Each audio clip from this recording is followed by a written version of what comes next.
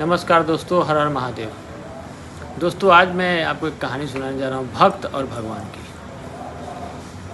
मुझे उम्मीद है कि आपको बहुत अच्छा लगेगा ये वीडियो और आप चैनल को ज़रूर सब्सक्राइब करिएगा, लाइक और कमेंट ज़रूर कीजिएगा। हम इंतज़ार करेंगे। दोस्तों, आज की जो कहानी है भक्त और भगवान की है। एक भक्त भगवान की बहुत पूजा करता है, बहुत ज़्यादा उनकी आराधना करता है।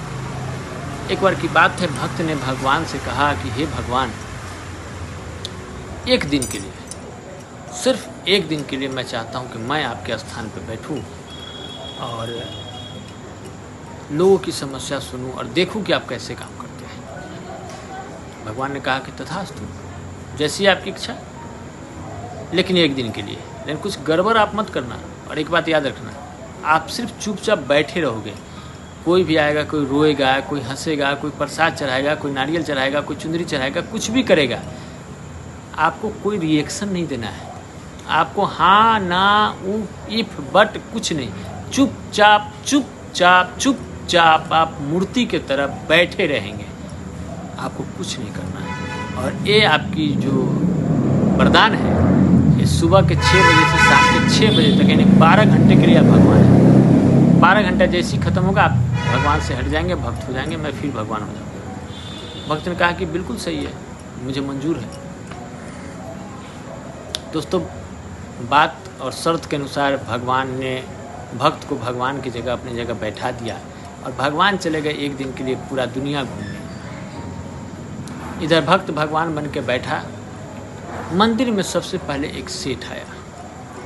उस सेठ ने आया, माथा टेका, प्रसाद चढ़ाया और कहा कि हे भगवान, आज मैं अपने एक नए फैक्ट्री का उद्घाटन कर रहा हूँ, एक नया कारोबार स्टार्ट कर रहा हूँ। आप इसको बढ़ंती देना, ये देना, वो देना, बहुत अच्छे से करवा देना, संस देना, लक्ष्मी माता विराजमान हो, सरस्वती माता विराजमान हो। जो आम आदमी बोलता है, उस बेचारे सेठ ने बोला और बोलते बोलते वो दंडवत हो गया। दंडवत मतलब कि नीचे गिर के भगवान को प्रणाम करने लगा।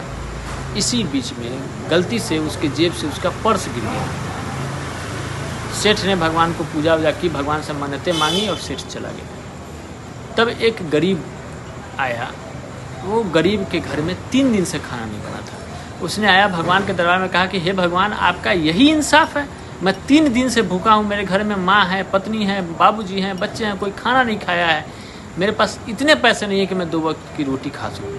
हे भगवान, ये कैसा आपका न्याय है? मेरे लिए कुछ धन दीजिए, कुछ इनकम दीजिए, कुछ मजदूरी दीजिए, कुछ व्यवसाय दीजिए, वगैरह वगैरह करके वो व्यक्ति रोने लगा और भगवान के दरबार में वो भी रोते रोते दंडवत हो गया।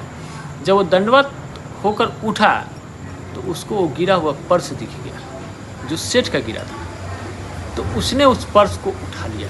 जब उसने उस पर्स को उठा लिया तो ये जो भक्त, जो भगवान बन के बैठे थे, इन्होंने कहा कि अरे, तो सेठ का पर्स है, ये आदमी क्यों उठा लिया? फिर भी वो चुप रहे, चूँकि शर्त के अनुसार उनको कुछ बोलना नहीं था। वो चुप रह गए। सेठ का पर्स गिरा तो भी वो नहीं बोल सकते थे कि सेठ जी आपका पर्स गिर गया, आप उठा लीजिए, चूँकि वो भगवान है, चुपचाप तमाशा देख रहे हैं। वो गरीब आदमी उस पर्स को उठाया, उसमें कुछ पैसे उसको मिले। तो उसने कहा कि हे भगवान, आपका इतना जल्दी चमत्कार मैंने आपसे मांगा, भूखे, और इसमें तो मेरे 2 महीने के घर के खर्चे चल जाएंगे। बहुत बहुत धन्यवाद भगवान, बहुत बहुत धन्यवाद, वगैरह वगैरह करके भगवान को प्रार्थना करने लगा। इसी बीच में एक कैप्टन आया। शिप पे, जहाज़ पे नौकरी करने वाला कैप्टन आया। बोला, हे भगवान, मैं 16 दिनों के लिए टूर पे जा रहा हूँ, मेरी आप रक्षा करना। मैं समुद्र के तट पे जा रहा हूँ, समुद्र में रहूँगा 16 दिन। मैं सकुशल वापस अपने घर आ जाऊँ बाल बच्चों के साथ, बाल बच्चों के पास। ऐसी आप मेरे मुझे आशीर्वाद दीजिए। बेचारा वो प्रार्थना नाविक कैप्टन कर ही रहा था कि वो सेठ पुलिस लेके आ गई। और सेठ पुलिस लेके आ गए और सेठ ने पुलिस को कहा कि देखिए, ये आदमी ही मेरा बटुआ चोरी किया है ना, सो मुझे इसका बटुआ दिलाइए। तो पुलिस ने उस आदमी को गिरफ्तार कर लिया।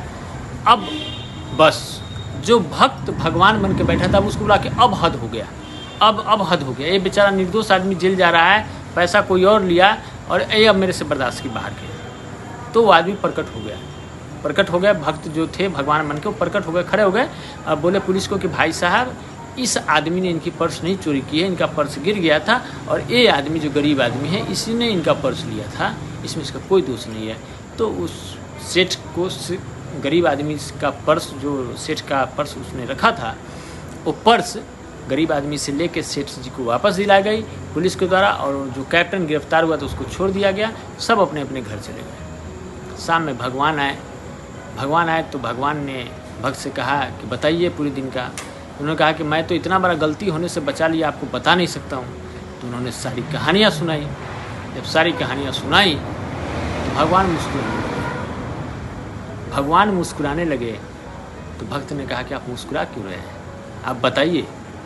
भगवान ने कहा कि आपने तो मेरा सारा प्लान गड़बड़ कर दिया, आपने मेरा सारा लिखा हुआ स्क्रिप्ट स्टोरी खराब कर दिया। बोले क्यों?